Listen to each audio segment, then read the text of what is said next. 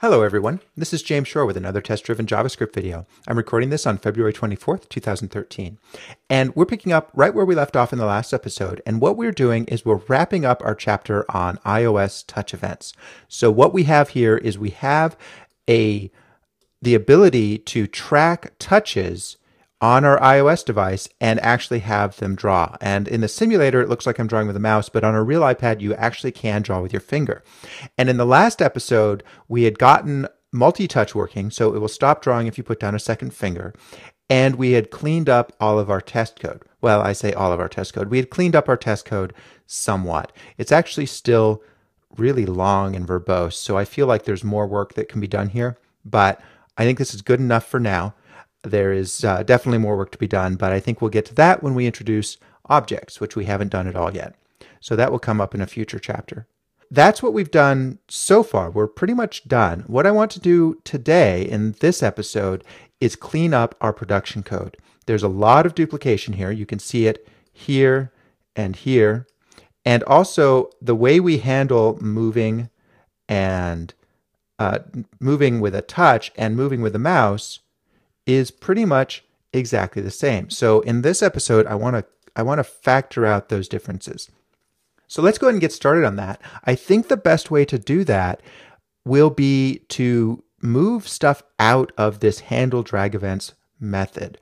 I think what I would like to do is actually create new functions to handle these events. So rather than saying mouse down, do this stuff, I think what we want to do is actually say something along the lines of start drag. So that's what I'm thinking. To do that, we're going to need to move the start out of here and up to here. And we'll also need, now this because I've moved this out of here, this is a bit tricky, and I'm not going to write a test about it. I just want to talk it through.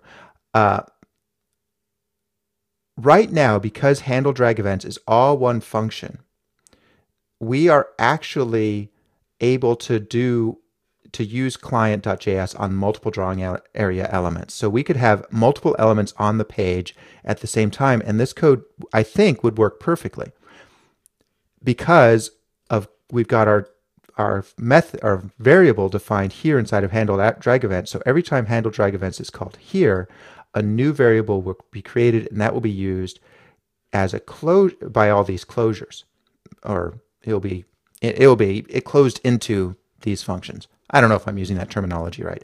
Anyway, every time we call handle drag events, we get a new start variable. If I move that out of here and up here, now we have one. We have one for client.js, and that's all we'll ever have. So if we call initialize drawing area on more than one element, then they will fight with each other. That's okay. It's important for us to know that. It's important to know it, but it's okay because right now we're doing the simplest thing that could possibly work. We aren't going to need multiple drawing areas, at least we don't right now, so that's okay. What I want to do though,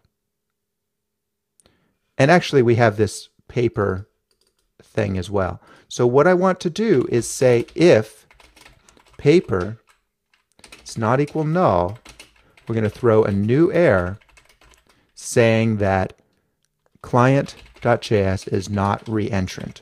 That means that you can't call it twice.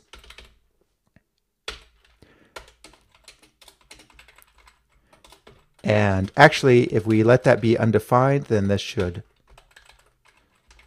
fail. Yes, client.js is not reentrant. But then here should pass. And let's use the right number of equal signs. No, it's still not working. And you know why? It's not working because we are setting it up multiple times. So let's actually make a new method up here after each. We'll say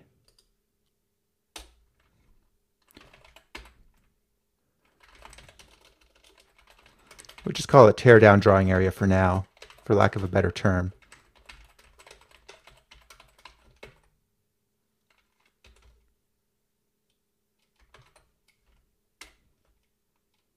And that should fail because it doesn't exist.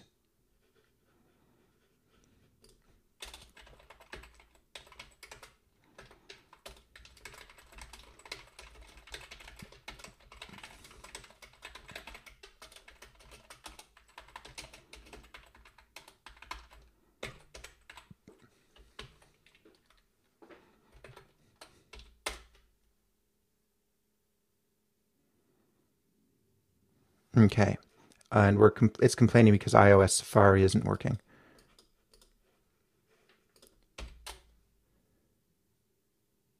Now this isn't really correct because it's not turning off the event handling.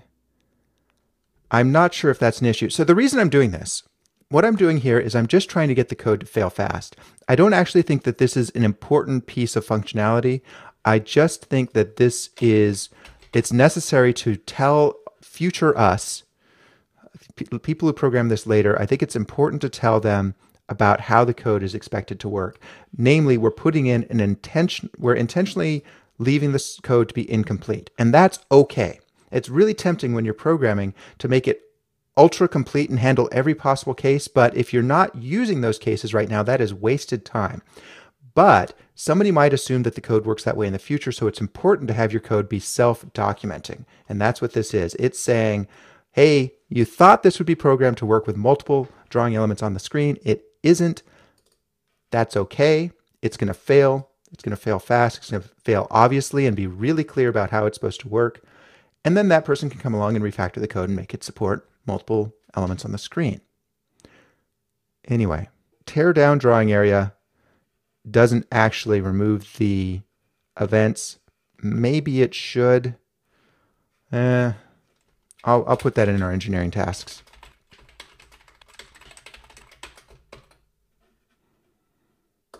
Actually, you know what? We can solve this by saying drawing area has been removed from DOM. So now it's not telling it to do anything. It's just a signal. Perfect.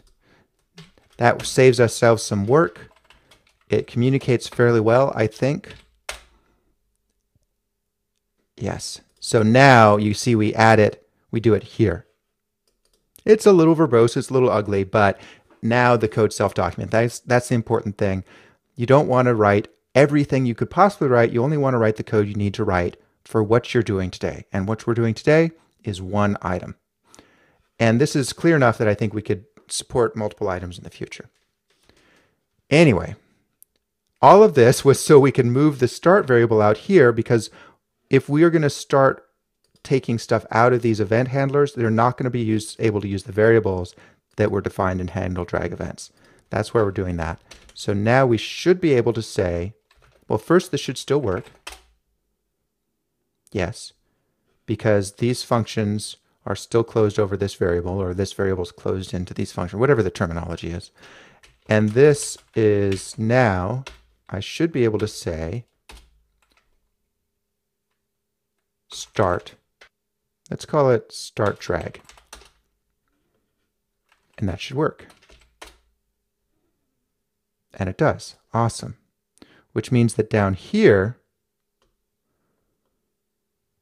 let's go ahead and, okay, except that that didn't actually come through the way I wanted it to. I want it to take the, I think I want it to take the page X and page Y rather than the event. Let's do that. Let's say page X, page Y. And here we'll pass in, where is it? Here we'll pass in event.pageX, event.pagey. And that should still work.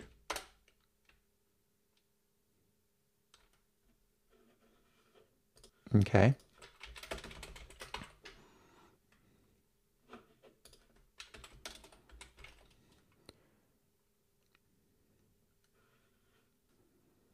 And then down here, when we're saying touch start, we should be able to say, well, obviously we'd be able to say start drag, drawing area, comma, page X, page Y. And that should still work. Yes. But it doesn't really take out as much as I was hoping it would.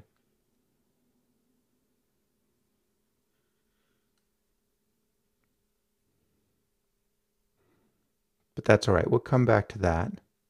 Now let's do move.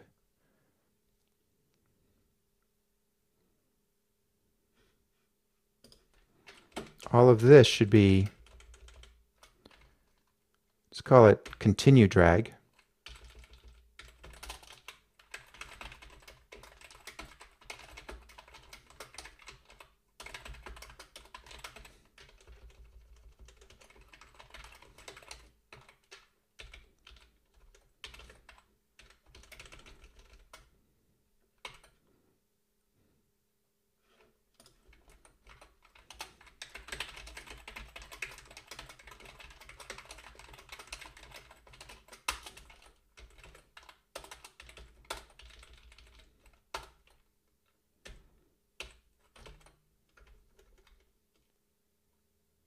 So if start is null, we're going to just not do anything. Okay, that should still work. Yes, good. And then here in touch move, we're going to do the exact same thing. We're going to say continue drag. We can pull this out. And now we can going to keep this. This stuff is duplicated, but here, oops, but here we should be able to say continue drag.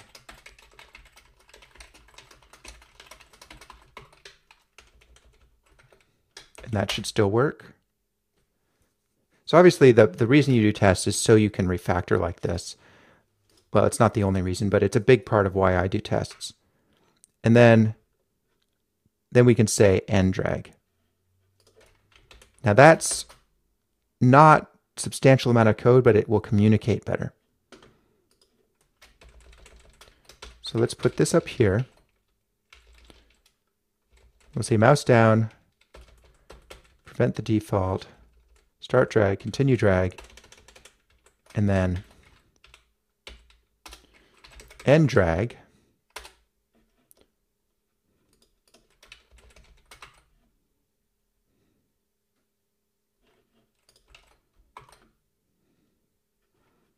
And we're going to do that here, here,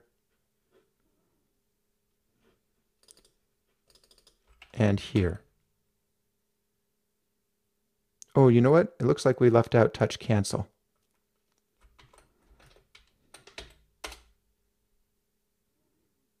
We need to make sure we handle that case.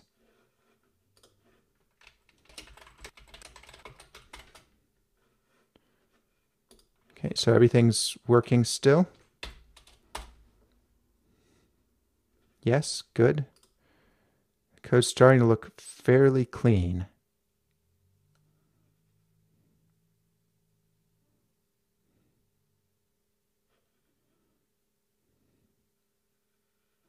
Except for this, which I think I'll leave here. And then this. All right, how do we want to handle that duplication? This, and then these two lines are all duplicated. I'd like to get rid of them somehow.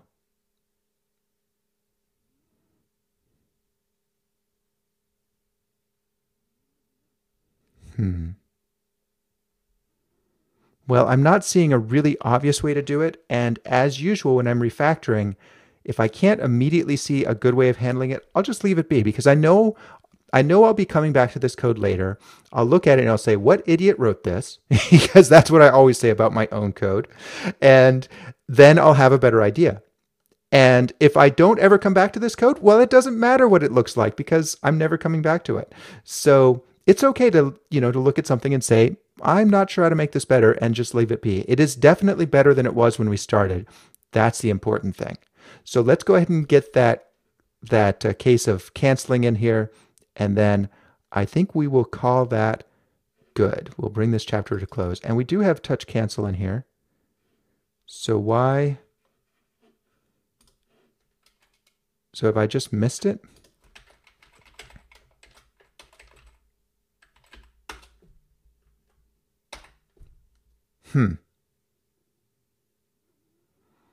We're testing the case of touch cancel.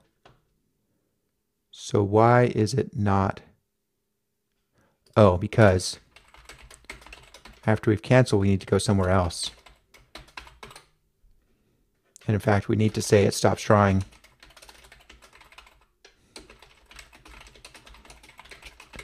We need to say handle this case as well. Okay, we'll get this in real quick. This should fail because we've got the touch cancel in. Good. We expected just one line segment. We expected one, but we got two. So now I can go in here to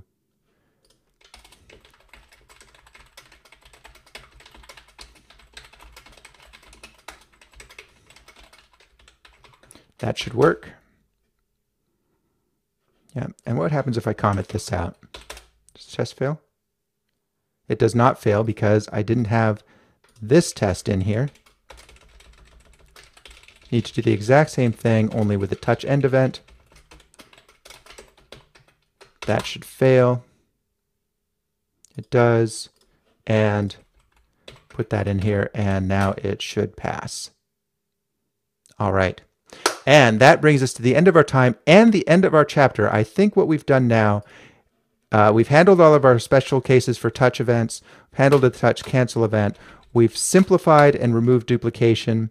We didn't do the mouse leave event yet, but we have drawn a line in response to iOS Touch. So next time we'll start a new chapter either on object-oriented programming in JavaScript or on handling or on separating the code more cleanly from the DOM and handling stuff like borders, padding, margin, and so forth. And those two things are related. We can do them on either order. So let me know in the comments what you would like to do.